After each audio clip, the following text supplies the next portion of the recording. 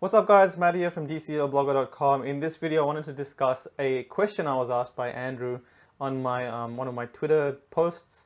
It was part of the Twitch stream I did with Josie, and one of the questions he posed, which was an interesting one, and I think I'm going to dive into his own article that he posted about it, was how long is it going to take, or how long is it going to be for us in the NFT space to kind of grow to 1 million active users in the NFT space? Is it going to be months? Is it going to be years? Years? What are the hurdles in between? And I think it's a really good topic to explore because it's good to kind of highlight the challenges that we all kind of face as a community moving forward and what the potential really is in this industry. Okay, so I'm also going to try and make this a quick video. I've noticed that the average viewers in my YouTube is like 7 minutes, so I'm going to try and make it under 10, ideally 7. Let's see how I go. Let's go through a few things. First of all, a very interesting report, if you haven't read it yet. It was the 29 non-fungibles token yearly report. Really good thing by them. They're really good on diving deep on the stats and pulling out the data to see where the momentum is going through statistically. And we're all, I'm definitely a math person, so for me this stuff is really, really good. But we have here this one right here. Where are we? There was a good graph. I think it's this one. Let's look at the market caps. Okay, so 2017, this is the market cap for the whole NFT space. Maybe plus or minus some millions, but it's a ballpark figure, and we're going to go with this. So in 2017, you can see that's when the token standard was first introduced. We hit about 30 million. 2018, we exploded, and I think a big part of that was because of CryptoKitties. We had Decentraland start to run their land sales and things like that, and that was like 20 to 30 million plus in that area. And we had different projects also open up, Gods Unchained and a bunch of different projects as well. So we started to see the market cap grew to 180 million. That's 482% increase in size from 2017, which is huge. But at the end of the day, we really just started in 2017, and we had a huge catalyst being CryptoKitties that kind of propelled us to this kind of a position. 2019, we saw 17% growth. In 2020, we saw 50% growth from the 2017, which might not seem like much comparatively, but that's a whole 100 mil plus on the 200 million. Oh, well, that's forecasted actually. So is this good? Is it bad? I think it's freaking great. I think, us being in a bear market, we got to understand, we've been in a crypto bear market for the last 2 years, 2.5 years. Things have been going crashing down. We've seen Bitcoin go from 20,000 USD down to almost 3,000 USD. We've seen pretty much all currencies being devastated to more than 90% drops in many cases from their all-time highs.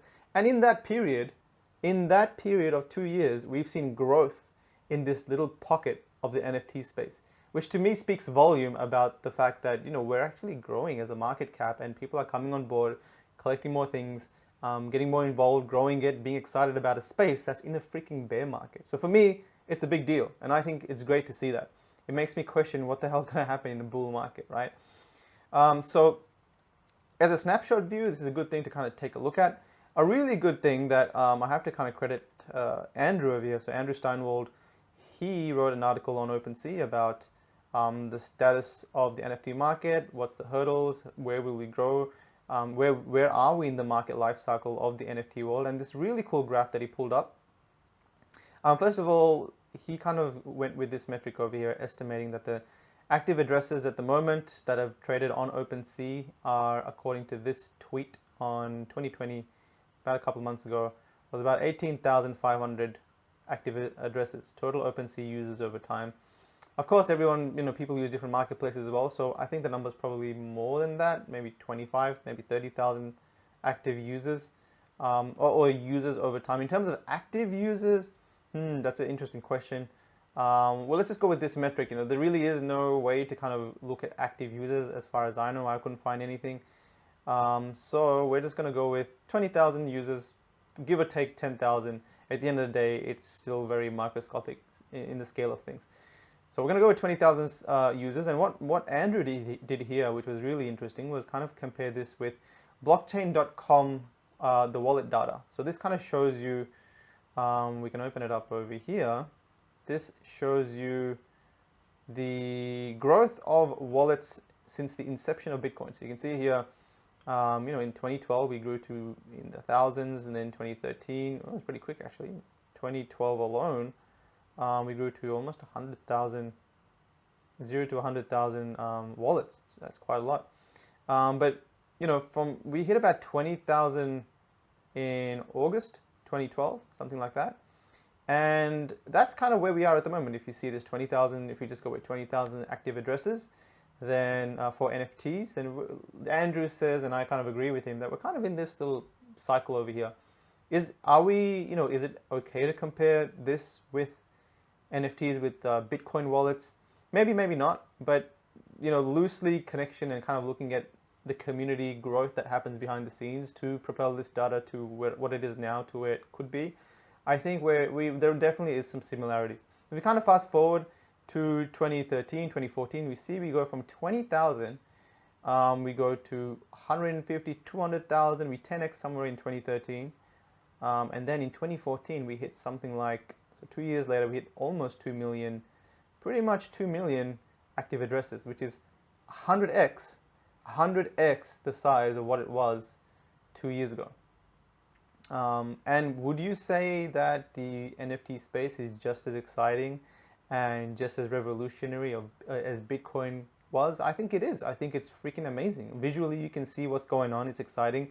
It is going to configure a lot of industries moving forward in terms of ownership of assets and how we're going to do that on the blockchain. And it's going to be an integral piece. So there could be a trend that goes this way. I don't know, Coinbase kind of started up somewhere in 2012, so maybe cryptocurrency exchanges accelerated this sort of growth because they provided a solution for people that didn't want to deal with the security, and that's a hurdle that I'll discuss a little bit later. But yeah, how long is it going to take to hit 1 million active addresses? I think if we were to take the Bitcoin thing as an example, it looks like in 2014, so a year and a half from now, it looks like they hit about 1 million addresses. And I think conservatively, even if we just fast forward it 2 years to 2014, 2016, where it hits 5 million. So 4 years from 2012 to 2016, we went from 0 to 5 million active addresses. So I think conservatively, we're going to probably hit this sort of 1 million mark. It's really a dart thrown in the air somewhere in the next 2 to 4 years, in my opinion. I think it could be more than that based on some factors. So let's kind of go through the hurdles that we face. At the moment, a lot of management and buying of NFTs happens through the MetaMask wallet, right? It's kind of easy for us to understand, people that have been in the crypto space and that are used to managing their own security keys and stuff like that. We're happy to download a MetaMask and it makes sense. But for people like, say, my brother or someone who has no idea what to do with cryptocurrencies, never bought some in his life, it's a big hurdle to explain to him to download MetaMask, understand Ethereum fees, what gas prices are, when to buy. Yes, there's gas bottlenecks. What to buy, how to do your research per NFT project, which is a big deal. I think that's a big hurdle. This whole structure needs to go. It needs to be simplified. And this is what cryptocurrency exchanges did. And we're going to kind of go through a solution. So cryptocurrency exchanges, if you want to invest in cryptocurrency, it's very easy to do so. You sign up to a cryptocurrency exchange. Yes, it's centralized, and yes, we all hate centralized things, but at the end of the day, it was a solution for people that don't give a crap about managing their own security. They don't want to hold a security key, which if they lose, they can lose $100,000 plus worth of their assets. They don't want that responsibility. That's anxiety for them times 100. So centralized exchanges, they actually provide that solution. People are happy to register with familiar data, their email and a password, maybe an OTP, and they're happy with that. So that sort of thing, I think, allowed the Bitcoin market to go from a couple of $100 to 10,000 USD, just because that infrastructure was there. If everyone wanted to invest, all they had to do was a couple of steps, and they can buy some coins. So if you wanted to invest in a few cryptocurrencies, you can do so by just buying, joining into an exchange and buying some cryptocurrency. With NFTs, it's different. It's so different. So even if we just look at our own Decentraland, like, you have to you have to explore the atlas of Decentraland. You have to find the cheapest land. Then you have to find the land valuations of the land that you want to buy, why it's different in that particular location, what the land values are closer to the center, what the land values are in between districts, what the land values are connected to roads, what the land values are on the far outskirts, what a current market price is, how to connect the mana value with fiat and tie it into Bitcoin. It's not easy to figure out what to invest in and what's a good buy-in. And I think we need some data points that are very easy on the eyes, that when people kind of go to this website, they can look at the data, they can see that the current snapshot view, the last 100 sales of Decentraland, of lands that have sold connected to roads, are 15,000 mana. So they know that buying land at 10,000 mana for a land connected to a road is a good deal. They know that lands in certain areas. So I think we need this across the board, in many, many ways, across many different NFT projects. And it's very hard to do and very hard to kind of put on a graph. But I think we definitely need those sort of solutions. We also need better liquidity. We can't expect people to dish out a few $100s to invest in land and then manage that land and then manage the permissions of that land. You need to have solutions for people that just want to buy this stuff and then forget about it for a few years. So that being said, Niftex is a great solution to this. They kind of shard or provide an ERC20 fractions to particular assets, so you can kind of put your assets up here. So this person has put 100. He's a very expensive Axie Infinity over here, worth about 111 Ethereum in valuation, and there's 10,000 shards you can buy if you click into it.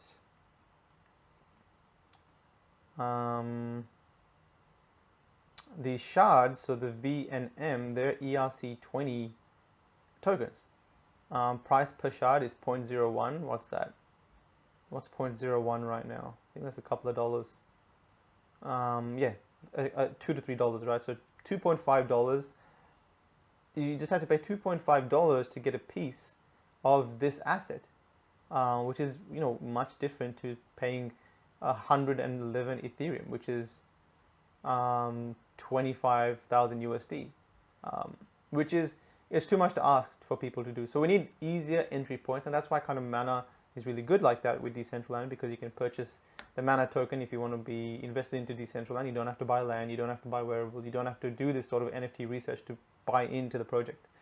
So I think with NFTs, we need to have an easier point of access, and sharding or ERC20 coins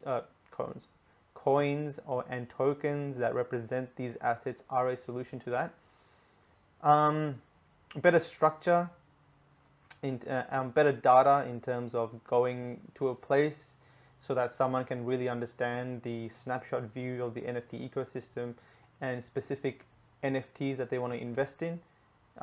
They have that sort of data, like kind of like CoinMarketCap. So if you open up coinmarketcap.com, you're going to see, all right, you're going to see a bunch of different tokens trading at this. You're going to see if they're going plus or minus a couple of percent. Maybe there's one boost 50%. You click on it so you know what the hell is going on, and then you kind of research a little bit more. You look at the data previously.